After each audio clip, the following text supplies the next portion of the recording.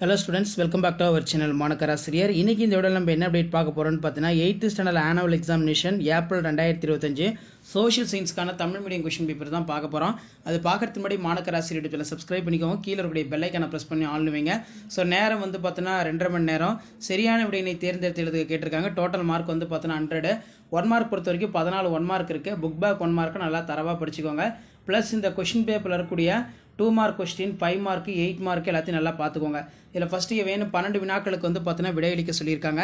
இதில் இந்தியாவில் இருந்த ஆங்கிலேயர்களுடைய வர்த்தக மையங்களை குறிப்பிடுக.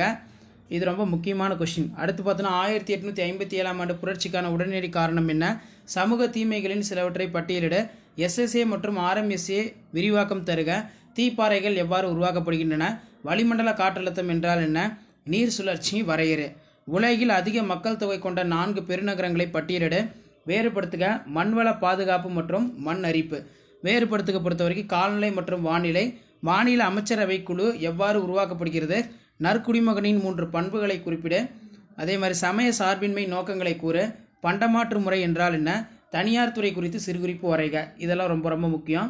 அடுத்து நமக்கு 10x5 50 பொறுத்த வரைக்கும் ஸோ இதில் என்னென்ன 5 மார்க் நீங்கள் பார்க்கணும்னு பார்த்தீங்கன்னா, ஆங்கிலேயர் எவ்வாறு இந்தியாவில் தங்களது வர்த்தக மையங்களை நிறுவினர்?